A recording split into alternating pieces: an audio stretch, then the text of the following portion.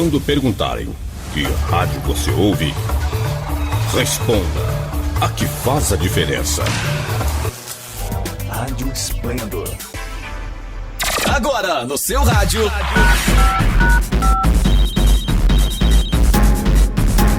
Esplendor Entrevista, um bate-papo animado e descontraído que você ouve aqui na sua rádio web Esplendor.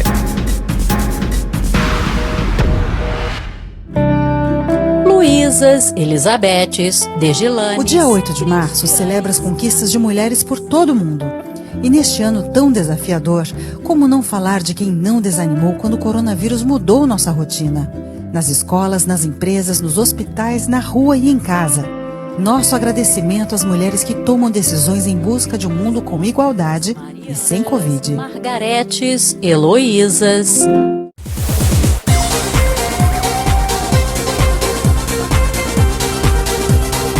Começa agora mais um Esplendor Entrevista, edição especial. Eu sou Daniel Ribeiro e no programa de hoje vamos falar sobre o Dia Internacional da Mulher, comemorado dia 8 de março. O mês de março nos convida a falar sobre a luta diária das mulheres por igualdade e por um mundo melhor. Na crise do coronavírus, isso ficou ainda mais claro.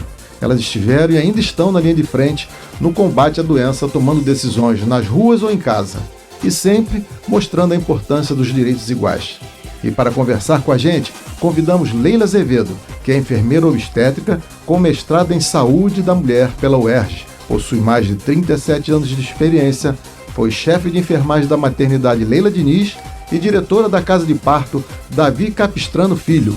Leila ainda participou do projeto Rondon na década de 80 e de treinamento nas casas de partos do Japão em 2003. Primeiramente, queria te agradecer por ter aceito o convite de estar aqui com a gente. Seja bem-vinda a este bate-papo, Leila Azevedo.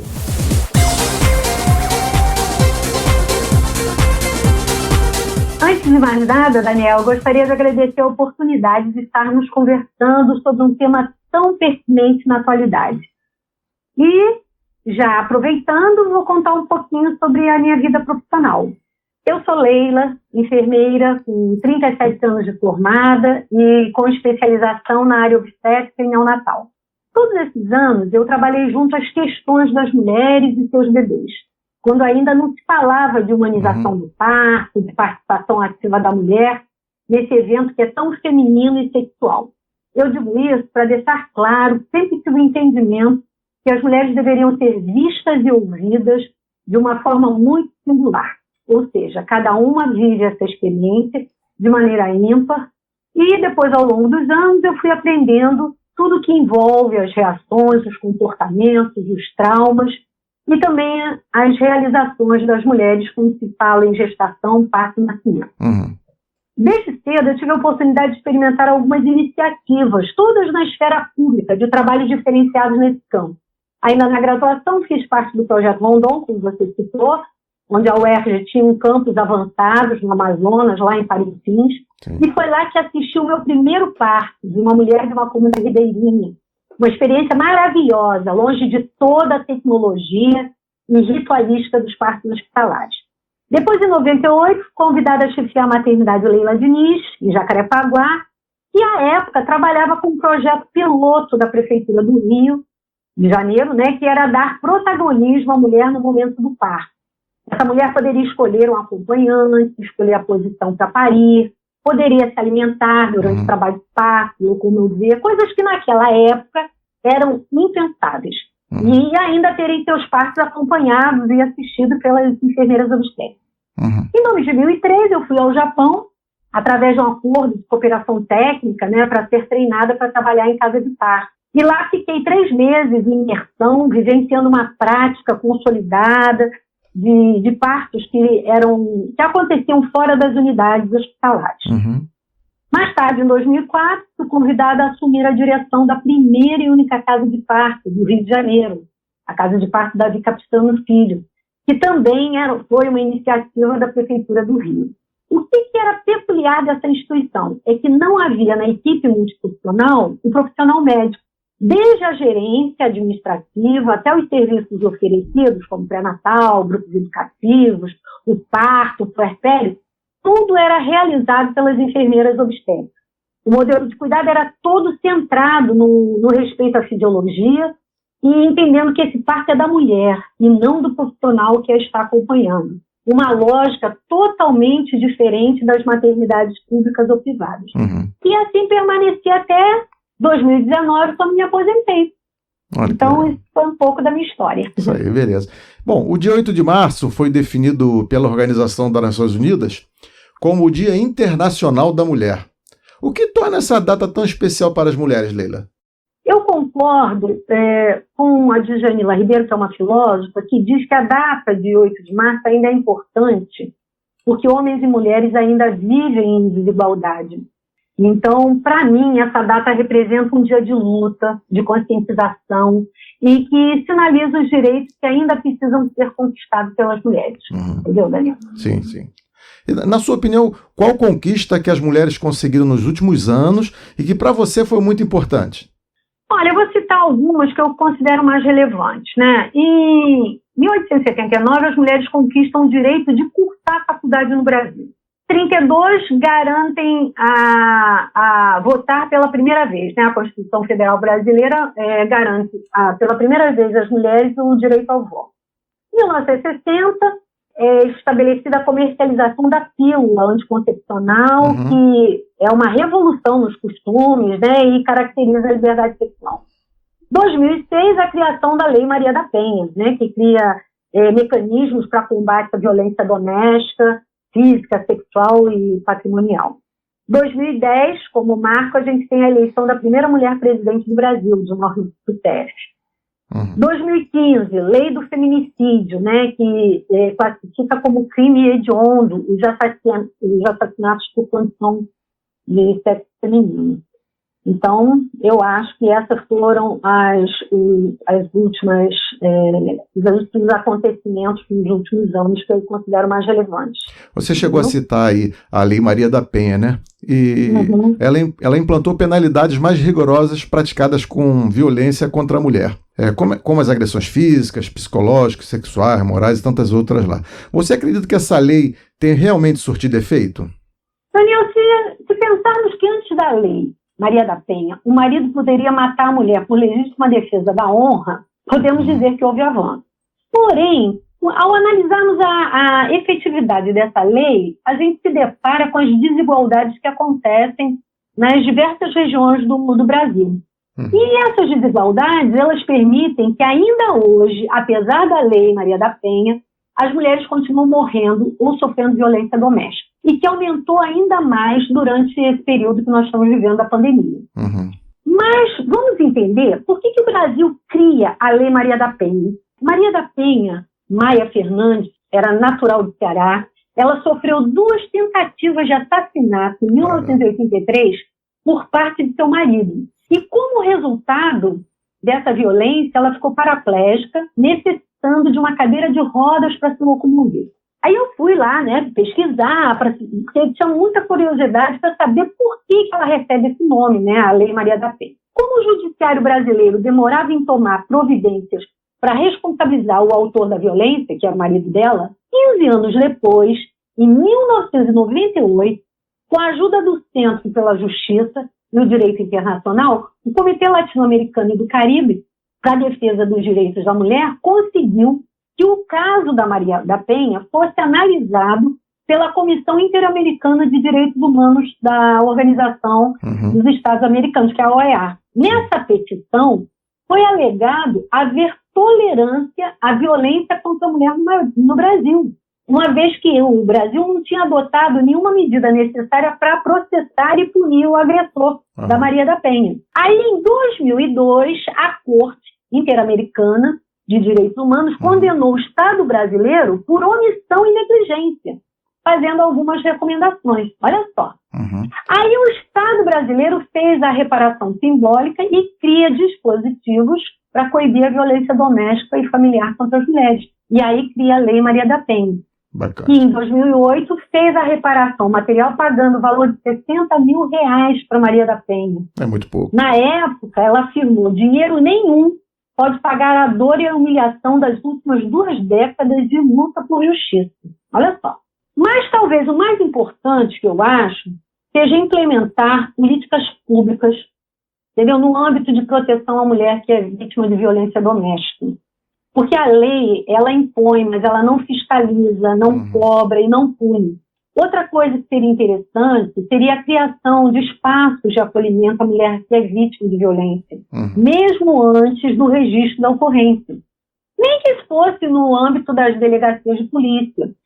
Né? Estruturar as varas que atendem à violência doméstica e os juizados com equipes técnicas bem formadas. São estas omissões e descasos que respondem à pergunta que eu vou fazer agora. Por que os homens ainda batem nas mulheres? Pela certeza da impunidade. A lei por si só não transforma uma realidade. Sabe por quê? O que dizer de um representante da lei, um juiz que há bem pouco tempo, em uma audiência, faz uma abordagem errada, um exemplo extremamente grave sobre uma mulher que já tinha uma medida protetiva contra o marido. E o juiz diz que está pouco ligando para a Lei Maria da Penha e que ninguém agride ninguém de graça. Então, entendeu? Então a gente precisa criar realmente mecanismos de proteção que não só a própria lei. Assim, também é difícil para uma mulher se reconhecer no papel de agredida, né? Isso tem mudado? E o que a gente pode fazer para ajudar, assim, essas pessoas que não querem denunciar ou ficam se submetendo ao marido, por exemplo? Bom, às vezes no início das agressões, essas mulheres possam ser confundidas assim como um estado de estresse pelo agressor, que na maioria das vezes culpabiliza a vítima, dizendo, tá vendo? Eu não sou assim, você é que me tira do sério. E tantas vezes isso acontece que a vítima, que é a mulher, ela acaba até duvidando de si mesma.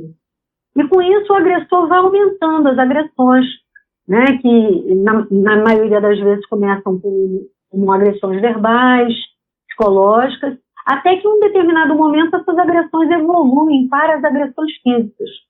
Com essas maciças campanhas de denúncias que vêm acontecendo, né, contra a violência, estratégias de proteção à mulher, têm se organizado de forma a tentar sair desses relacionamentos. Né? A mídia está aí, né, propagando o tempo todo, né, esse tipo de, vamos dizer, de estratégias.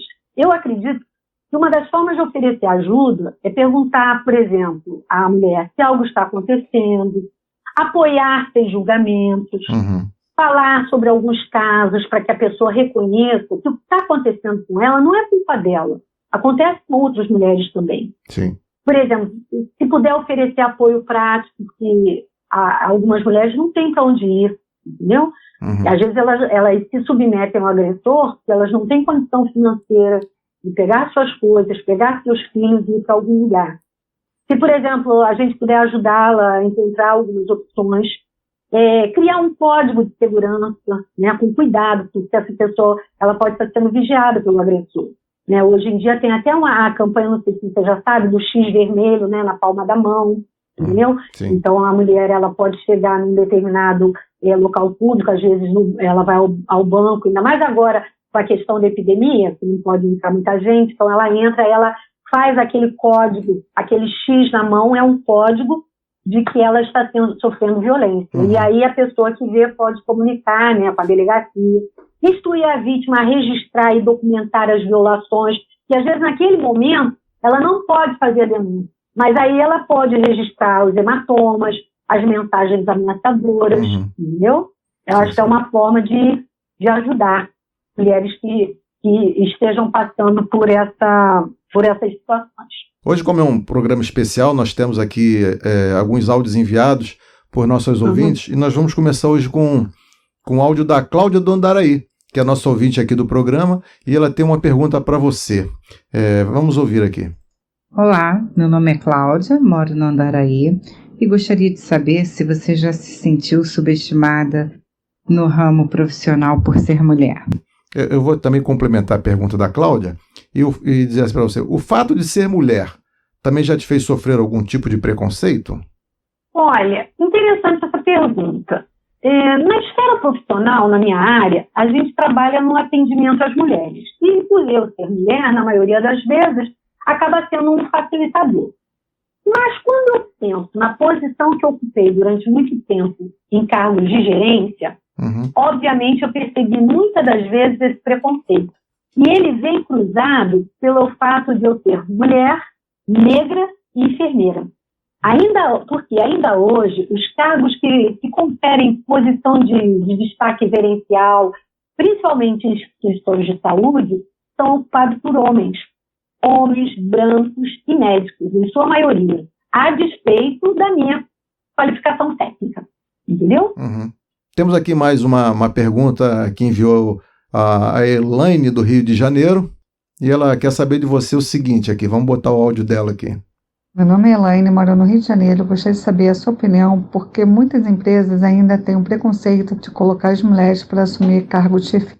E aí, Leila? Ainda é um grande desafio essa questão das mulheres ocuparem cargos com posições de destaque, principalmente quando a gente fala em gerência. E eu tenho certeza que essas questões, elas acontecem por conta do gênero, né? Então, a gente tem hoje cargos ocupados, na maioria das vezes, por homens, com salários e oportunidades discrepantes quando comparado com o sexo. Então, ou seja, quando é um homem, mesmo que ele esteja desenvolvendo um trabalho ou ocupando uma mesma posição que uma mulher, a remuneração do homem é sempre maior do que a uma mulher.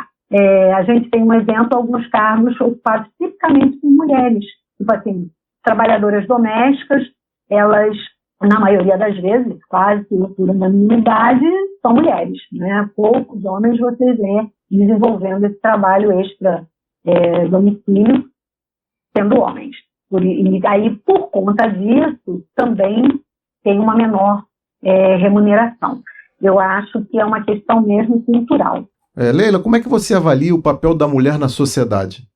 Depende da mulher da qual estamos falando. Para mim, ser mulher é pensar na pluralidade, entendeu? Pensar que existem vários tipos de mulheres que se entrecruzam e se relacionam em suas variadas questões. Por exemplo, nós temos mulheres negras, mulheres brancas, indígenas, lésbicas, trans, héteros, pobres, ricas, e para cada uma delas existe um papel ou uma posição ocupada. Algumas de subalternidade e outras de privilégio. Por exemplo, somos várias mulheres com lutas distintas, algumas enfrentam violências maiores, como de raça, de classe, como eu dei o exemplo anterior, né, das mulheres que, por exemplo, desempenham papéis de ocupação de trabalhos domésticos, né, essas mulheres em relação a mulheres brancas, numa classe social mais privilegiadas, com certeza elas têm menos privilégios. E para a mulher branca é difícil romper o machismo e o sexismo, para a mulher negra a situação é ainda pior, porque precisa enfrentar também o racismo. Então, hoje, eu vejo que a questão biológica do sexo é o que menos importa quando tratamos de mulheres. Eu acho que a gente precisa refletir todas as interfaces dessa pluralidade do que é ser mulher nesse mundo contemporâneo. Uhum. Por exemplo, para mim, ser mulher nessa sociedade é ser resistente, sobretudo nos dias de hoje, onde estamos cercados de discurso de ódio e de misoginia. Por exemplo, é levantar todos os dias e ser resistência, ter resiliência, ter criatividade para nos blindarmos e prosseguirmos com saúde mental para viver o que tiver que ser enfrentado. Mas também eu vejo que a gente não precisa ser a super-heroína, ou a mulher com um estereótipo masculinizada de que tudo pode, de que tudo aguenta. Eu acredito muito na mulher que entende a sua luta, estabelece alianças com outras mulheres para uma articulação política, de desenvolvimento de propostas para vivermos melhor nessa sociedade que a gente está.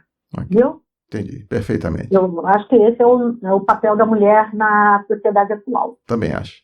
Você está ouvindo o Esplêndor Entrevista e no programa de hoje estamos conversando com Leila Azevedo, enfermeira obstétrica, mestre em saúde da mulher, sobre o Dia Internacional da Mulher.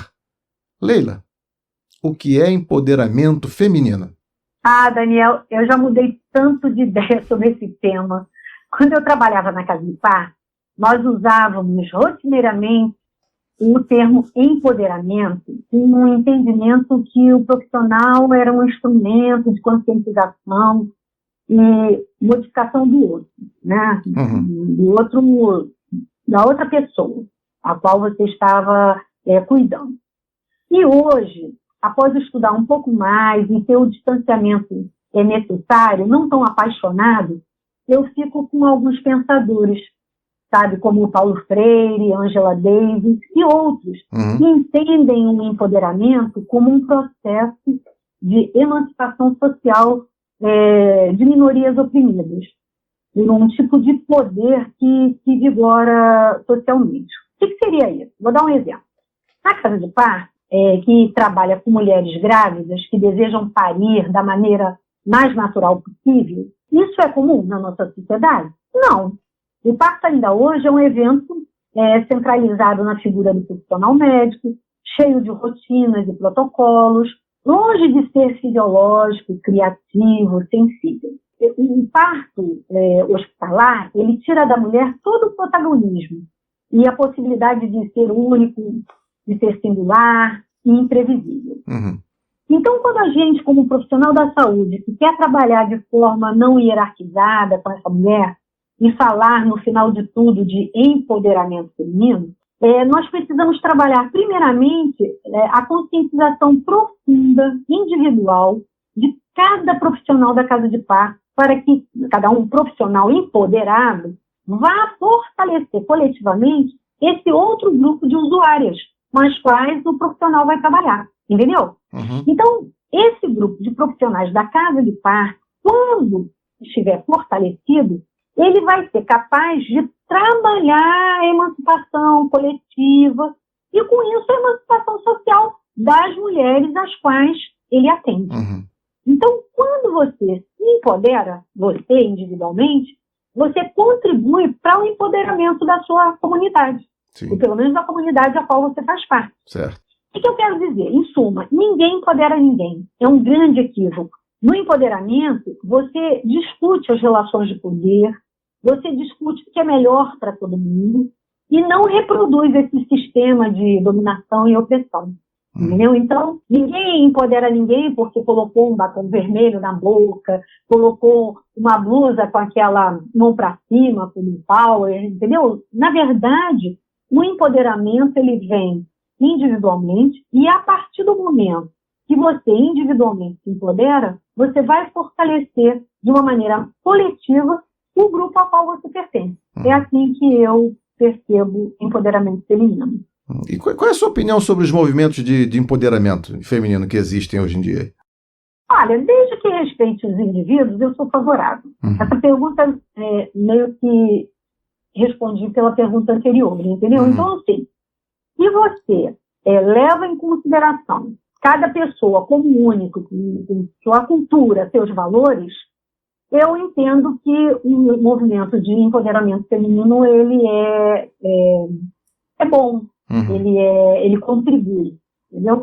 Nada que seja muito radical no sentido da raiz, né, do feminismo só. Eu acho que ele precisa respeitar os indivíduos, entendeu? Tanto é que hoje em dia, quando a gente fala de feminismo, a gente tem o que se chama de feminismos plurais. Então você tem uma série de mulheres, mas com questões diferentes, e mesmo assim, a base delas é o ser femininos, né? De mulheres, mas cada uma tem uma demanda. Ou cada grupo, por exemplo, tem suas demandas. Você acredita que nós vivemos numa sociedade machista? Ah, sim, altamente centrada na figura do macho, que é simbolizado pela força, né? O feminino vem no contraponto da fraqueza, da sutileza. A nossa sociedade é altamente falocêntrica, né? Visto que, por exemplo, a figura de Deus é no masculino, né? Então, assim, a gente está muito centrada na figura do macho mesmo. Macho alfa. Macho alfa, isso mesmo. E todas as qualificações que advêm, né, desse status. Mas, assim, bom, machismo então é ruim, ok, também concordo. Mas por que o feminismo é bom? Bom, porque, na verdade, o feminismo é um movimento que luta por igualdade social, econômica e cultural entre os gêneros. E também de algumas áreas, inclusive da área reprodutiva, né, do feminino. O feminismo, ele não é contrário, por exemplo, ele não é contrário do machismo. Porque, tipo assim, o feminismo, qual é o contrário do feminismo? É machismo? Não. O machismo parte da suposição de que os homens são superiores que as mulheres. Ou seja, que existe uma relação de submissão, entendeu? E não é o caso do feminismo. O feminismo, ele batalha, ele luta, ele é um movimento por igualdade. E você pode ter homens feministas, né? Porque a questão é muito mais ampla, né? Da questão mesmo da igualdade, das possibilidades de você olhar o outro de uma forma mais empática. E por que você acha assim, que se ainda existe isso hoje? Assim, as mulheres independentes, elas ainda assustam os homens? Sim. Vira e mexe, a gente tem algumas discussões e foi muito interessante. Só fazendo uma parte aqui, quando eu estive no Japão, lá é uma sociedade altamente machista e tem uma característica muito interessante. As mulheres que, por exemplo, cursam a universidade, que são independentes, que têm salários, né? Elas normalmente não casam, elas normalmente não têm companheiros, entendeu? É muito interessante, porque eu acho que fica mesmo como uma ameaça. Então, é muito complicado coexistir com esse tipo de hierarquia. A gente não pode esquecer da emancipação das mulheres, que foi resultante dos movimentos feministas, né, em meados do século XX. E uma modificação que veio do modelo de família, que era centrado na autoridade moral, econômica do pai, né? Isso produziu uma modificação no desenho, né? Redesenhou o desenho da família. Por exemplo, as hierarquias internas desse modelo foram questionadas. A mulher deixa de se submeter ao poder masculino, ganha voz nas ruas, em casa, embora a gente ainda saiba que existam os valores patriarcais, né? Principalmente no campo doméstico. Mas algumas mudanças já acontecem e já aconteceram. Então, eu acho que isso assusta ainda bastante o homem. O homem hoje, assim, mais antigo, não um homem novo, o homem mais antigo, ele está muito deslocado.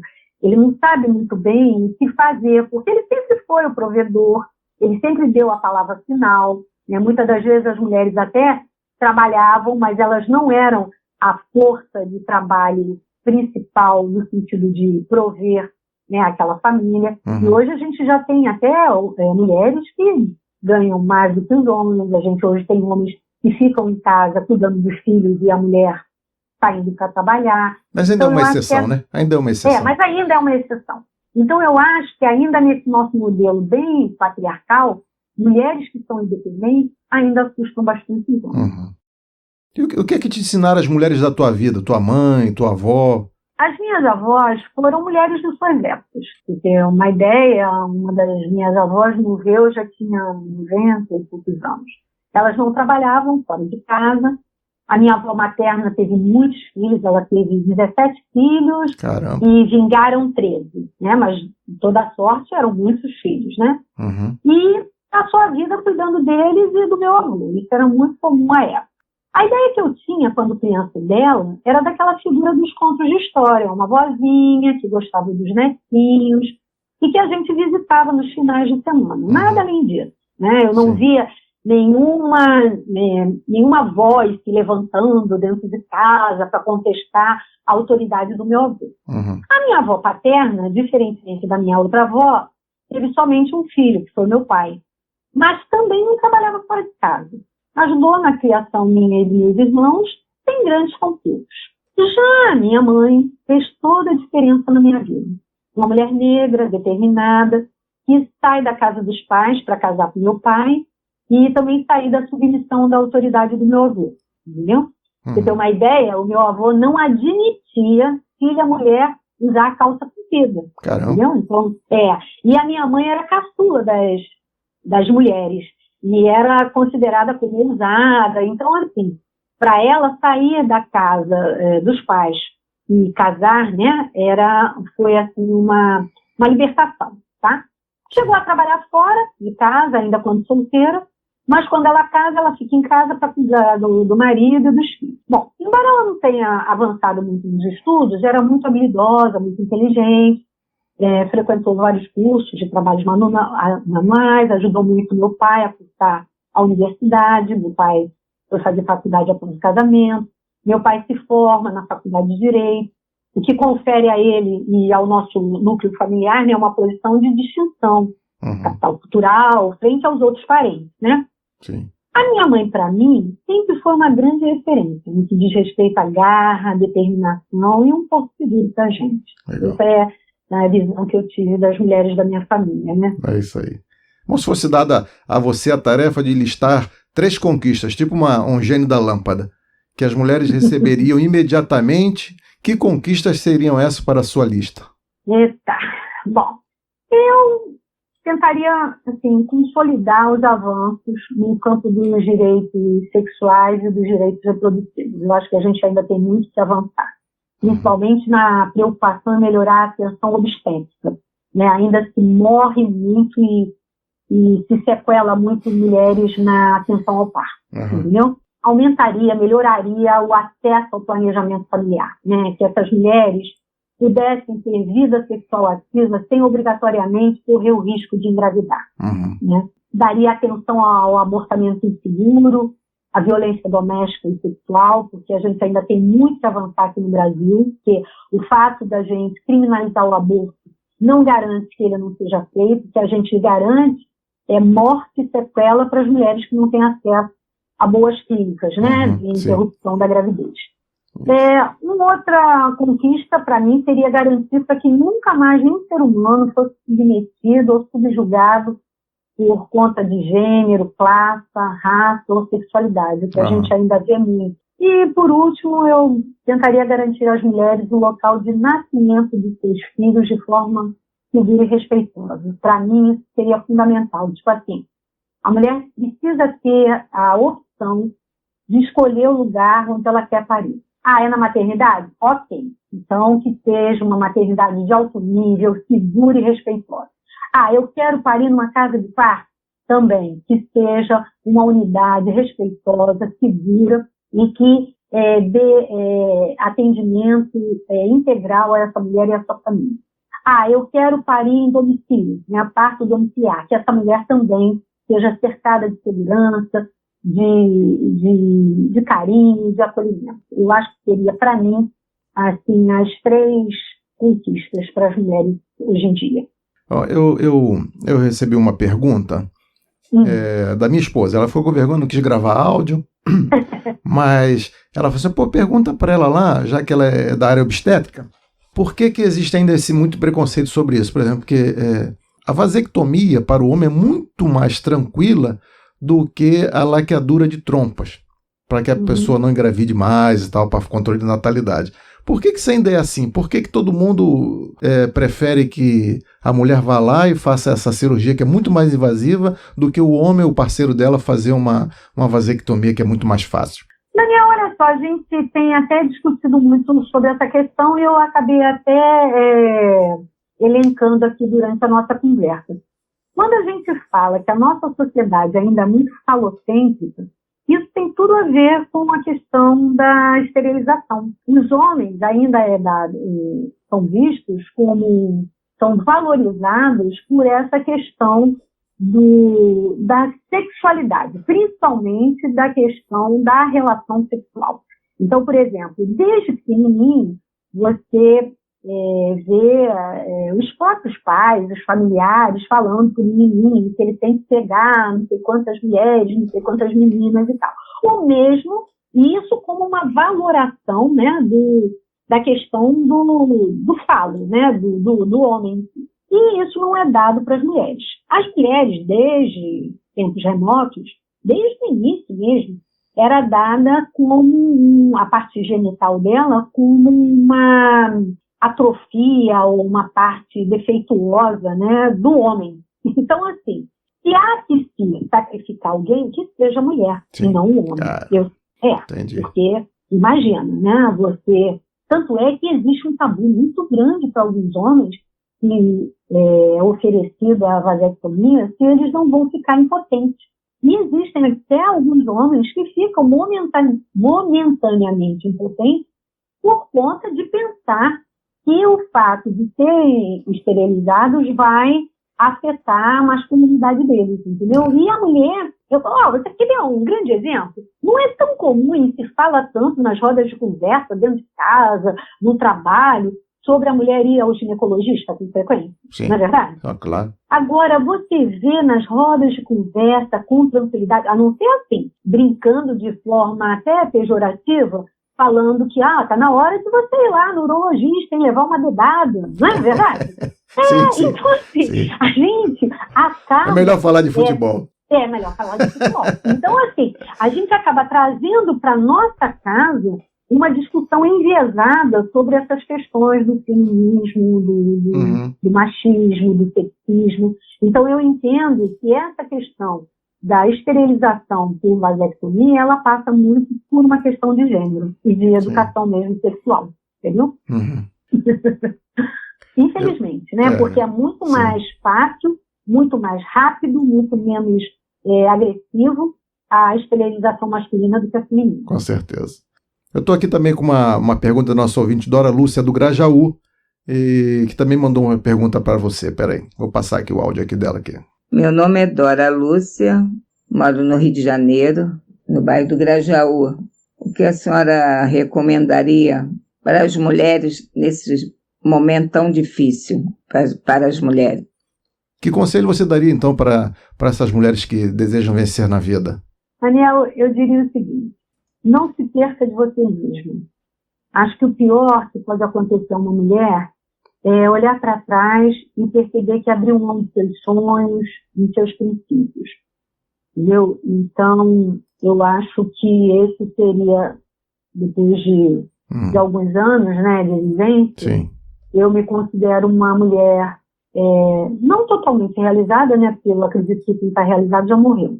De você não se perder como pessoa, entendeu? Então, eu acho que a gente precisa estar atento ao que nos faz feliz, do que nos pode manter vivas, criativas, sim, e de não voltar, né, nos seus sonhos, nos seus desejos.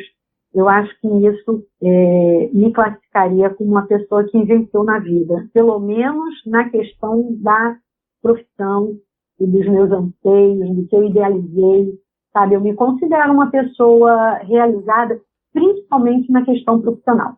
Eu idealizei uma coisa e cheguei lá, né? E o que é mais importante é saber que essa luta não foi solitária, é uma luta coletiva, é uma luta que reverbera, né? Ela atinge várias camadas de mulheres novas, crianças, adolescentes, mulheres mais maduras. Então, eu acho que esse seria o meu conselho para quem deseja ir na vida. Beleza. Bom, se você deseja divulgar suas redes sociais, contatos, se alguém precisar de alguma ajuda sua e você puder tirar alguma dúvida, até com relação aí a parto, casa de parto, você quer deixar seus contatos aqui ou divulgação? Ah, sim. Sim, olha, gente, eu, embora esteja aposentada, eu continuo me atualizando. A área da mulher e da criança é uma área que me fala muito ao coração. Então, assim, eu vou deixar o meu e-mail. Pode ser, Daniel? Pode sim. Então, é Leila, traço comum, Azevedo, com Z, @uol.com.br.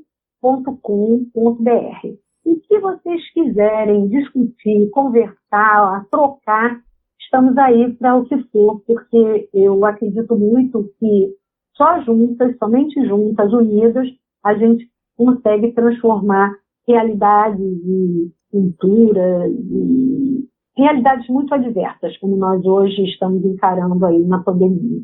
Muito bom. Bom, como tudo que é bom dura pouco, chegamos aqui ao final de nossa entrevista. Obrigado, Leila Azevedo, por aceitar aqui esse nosso convite de participar desse bate-papo. Sucesso, muita saúde e volte sempre. Obrigado, Daniel. Obrigado de novo aos espectadores, né, da Rádio Esplendor. Sucesso para vocês, ok? Bom, hoje aqui conversamos com Leila Azevedo, enfermeira obstétrica, mestre em saúde da mulher, sobre o Dia Internacional da Mulher. Gostou dessa entrevista e quer ouvir novamente? Ou você perdeu algum episódio Esplêndor Entrevista, ou mesmo quer compartilhar com seus amigos? Inscreva-se no canal da rádio no YouTube. Ou siga nossos programas no Spotify. A íntegra de nossos programas também está em formato podcast lá no Splendor Play e pode ser acessada no endereço splendorplay.com.br. Vai lá, faz uma visitinha, curta as rádios nas redes sociais e inscreva-se em nossos canais. Ainda está com dúvida? É só dar um Google por Rádio Web Splendor que vai aparecer tudinho. E para finalizar aqui o nosso programa de hoje, deixo aqui minha homenagem às mulheres, e em especial às duas que tenho na minha casa, minha mulher Renata e minha filha Bruna.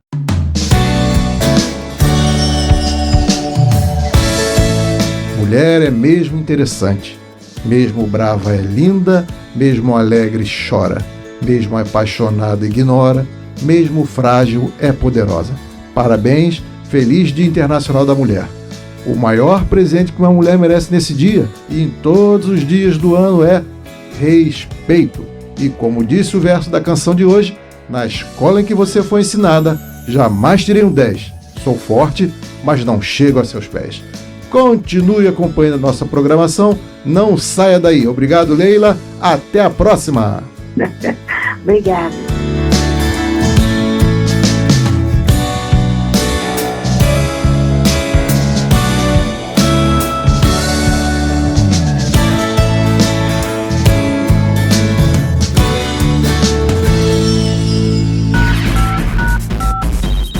Você acabou de ouvir Esplendor Entrevista, um bate-papo animado e descontraído aqui na sua Rádio Web Esplendor.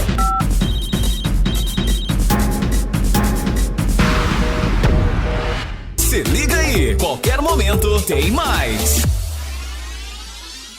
Sempre ligado em você. Rádio Esplendor.